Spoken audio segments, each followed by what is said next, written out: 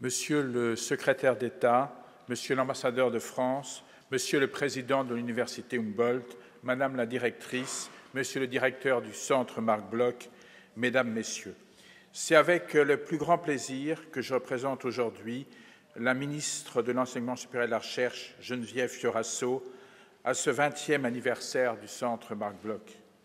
C'est l'âge de la maturité pour ce centre, mais qui est encore jeune et qui respire la jeunesse, comme on le voit à travers les nombreux doctorants présents aujourd'hui.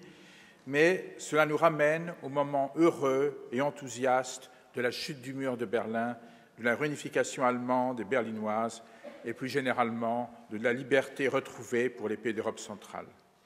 Il est un des symboles de la refondation de l'amitié franco-allemande, telle que l'ont voulu le président François Mitterrand et le chancelier Helmut Kohl. Et ce redimensionnement de la relation franco-allemande est allé de pair pour le Centre Marc Bloch avec un souci d'ouverture vers les pays d'Europe centrale et orientale, ceux qu'on peut qualifier de Mitteleuropa, et cela reste un des axes majeurs du Centre aujourd'hui. Je vois dans le nom de l'institution et dans les modes d'organisation qui ont été choisis une forte dimension symbolique. Le nom de Marc Bloch, qui reste pour nous une grande figure intellectuelle, nous renvoie aussi à l'ambition des annales que je crois déceler ici, celle d'une approche pluridisciplinaire et internationale des sciences sociales, débordant la seule discipline historique. Certains des axes de recherche du Centre, je me suis amusé à lire la liste des thèmes. On les intitulait, qu'on imagine presque écrits par les fondateurs des Annales ou par leurs premiers successeurs.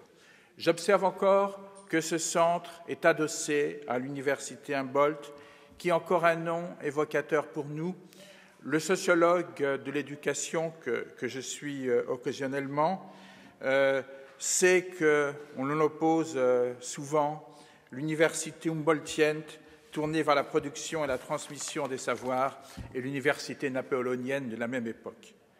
Le CNRS et le ministère des Affaires étrangères ont trouvé au Centre Marc Bloch ce statut d'unité mixte de recherche et de service qui est la base de notre système français de recherche. D'une certaine manière, dans sa construction, le Centre Marc Bloch a su tirer le meilleur parti des spécificités des deux systèmes d'enseignement supérieur et de recherche des deux pays. Et puis, je suis frappé par le nombre d'institutions françaises et allemandes avec lesquelles le Centre Marc Bloch joue ainsi un rôle important de passeur et constitue un relais de premier plan dans la mise en réseau des universités, des laboratoires, des chercheurs et des doctorants. La création du Centre Marc Bloch a été aussi une des premières initiatives de coopération entre nos deux pays dans le domaine de la recherche en sciences humaines et sociales, et cette dimension nous paraît toujours essentielle. L'histoire intellectuelle de l'Europe, elle s'est construite dans l'interaction et les influences réciproques des différents pays, et cette interaction a été particulièrement forte entre les deux nôtres. La dimension comparative qui est devenue indispensable pour l'élaboration et la mise en œuvre des politiques publiques repose en large partie sur une compréhension des caractéristiques historiques, géographiques ou intellectuelles des différents pays et de leurs sociétés. Et nous sommes, heureusement, dans une période où nous regardons peut-être plus avant ce qui se passe dans d'autres pays. On sait que l'Allemagne et la France sont confrontées aux mêmes défis sociétaux, ceux du vieillissement, ceux de la transition énergétique, ceux de la préservation de l'environnement, domaine dans lequel la recherche en sciences humaines et sociales a un rôle essentiel à jouer, à la fois dans la compréhension des phénomènes et dans l'appui aux politiques publiques. Et c'est quelque chose que vous avez parfaitement intégré au Centre Marc Bloch, puisqu'on ne peut que se féliciter de voir un thème de recherche comme action publique et circulation des savoirs parmi les champs qu'explore le centre.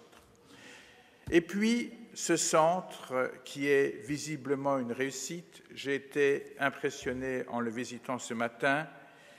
Cette réussite, elle est due aux directeurs et au personnel qui se sont succédés dans ce centre et dont beaucoup sont là aujourd'hui.